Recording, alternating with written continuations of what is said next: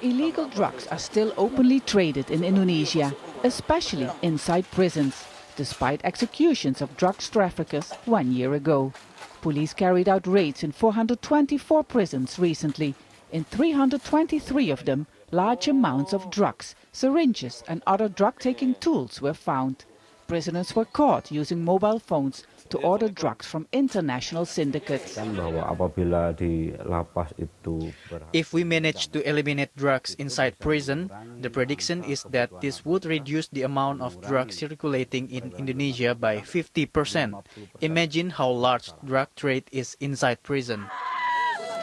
After declaring a war against drugs last year, President Joko Widodo ordered the execution of 14 drugs traffickers, among them 12 foreigners. Despite international protests, Widodo insisted the executions were necessary as a deterrent in a country where the government says more than 30 die of drug abuse every day.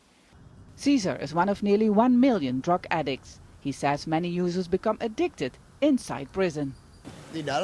It's easier to use drugs inside prison than outside, because inside the risks are smaller and nobody is looking for you or is trying to shoot you. Government leaders want to introduce a system where only selected guards are allowed to meet prisoners, after prison staff were found to be involved in the drugs trade. They are involved because every day they are in contact with the prisoners. So we want to improve that quality. Also, we are short of staff. Indonesia's prison cleanup is seen as long overdue. For decades, prisoners have been able to build syndicates inside jails like this one with the help of corrupt prison officials.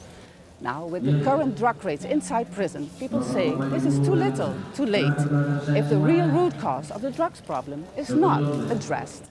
Activists say the government should focus more on education and rehabilitation of drug users. It's impossible to keep executing people and keep building new prisons. Impossible.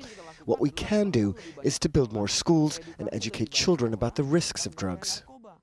CESAR and his friends have been drug users since middle school. Soon after, they became addicted to heroin. After recent raids, they say heroin is hard to obtain, but it doesn't stop their addiction. I'm confused. What should I say? I'm already old. I should stop. But in my heart, I cannot accept it. My body also doesn't accept it. I'm not strong enough. To be honest, I'm confused.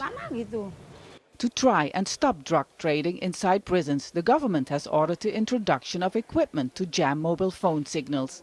But wardens admit they can't stop all phones or drugs from getting in. Vaessen, Al Jazeera, Jakarta.